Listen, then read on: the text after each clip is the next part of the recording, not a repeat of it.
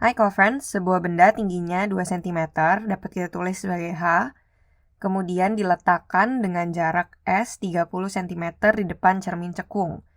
Jari-jari cermin cekung atau C sama dengan 10 cm. Nah, ditanyakan lokasi, tinggi, dan juga sifat bayangan, atau S aksen dan juga H aksen. Nah, pertama kita harus melakukannya dengan cara perhitungan. Kita mengetahui bahwa jarak fokus adalah setengah dari jari-jari kelengkungan, atau berarti setengah dari 10, yaitu 5 cm. Nah, setelah mengetahui jarak fokus dan kita juga mengetahui jarak benda terhadap cermin, maka kita dapat menggunakan persamaan ini untuk mencari jarak bayangan atau S aksen. Jadi, 1/5 sama dengan 1/30 ditambah dengan 1/S aksen. Berarti 1/S aksen sama dengan 1/5 dikurang dengan 1/30.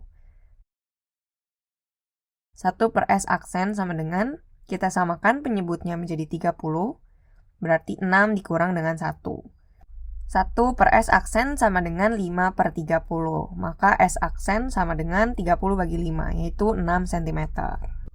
Nah, selanjutnya untuk mencari tinggi dari bayangan, kita dapat mencari perbesarannya terlebih dahulu, di mana persamaannya dapat ditulis sebagai M sama dengan mutlak dari S aksen dibagi dengan S.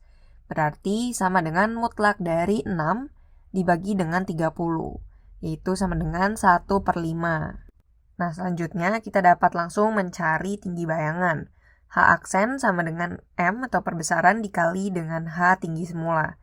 Berarti 1/5 dikali dengan 2, yaitu sama dengan 0,4 cm. Nah, dari sini kita dapat menentukan sifat dari bayangan. Yang pertama, S aksen bernilai positif, berarti kita mengetahui bahwa bayangan terletak di depan cermin, yang berarti bayangan memiliki sifat nyata. Dan bayangan yang nyata selalu memiliki sifat terbalik. Dan di sini kita juga melihat bahwa tinggi bayangan lebih kecil daripada tinggi benda aslinya, yaitu 0,4 cm. Berarti bayangan diperkecil.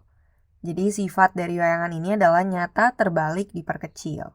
Nah, selanjutnya kita akan membuktikannya dengan cara melukiskan bayangannya. Dengan data yang sama, yaitu jari-jari kelengkungan 10 cm dan fokus 5 cm, kita dapat menggambarkan cermin cekung beserta peletakan ruangnya seperti pada gambar ini.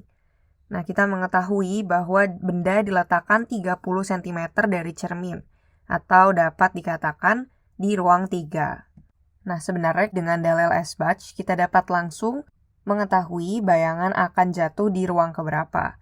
Namun, kita akan menggunakan sinar-sinar istimewa untuk membuktikannya. Yang pertama, sinar datang sejajar dengan sumbu utama, kemudian dipantulkan melalui titik fokus. Yang kedua, sinar datang menuju titik fokus, kemudian dipantulkan sejajar dengan sumbu utama. Nah, dari dua sinar ini, kita mendapatkan titik potong yang jatuh pada ruang kedua. Nah, hal ini juga sesuai dengan dalil S-Batch yang menyatakan bahwa nomor ruang benda, yaitu 3, ditambah dengan nomor ruang bayangan, yaitu 2, sama dengan 5.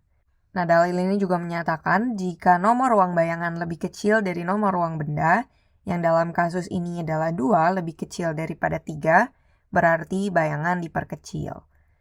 Nah, berarti kita juga mendapatkan hasil sifat bayangan yang sama dibandingkan dengan cara perhitungan, yaitu nyata, terbalik, dan diperkecil. Sampai jumpa di pertanyaan berikutnya.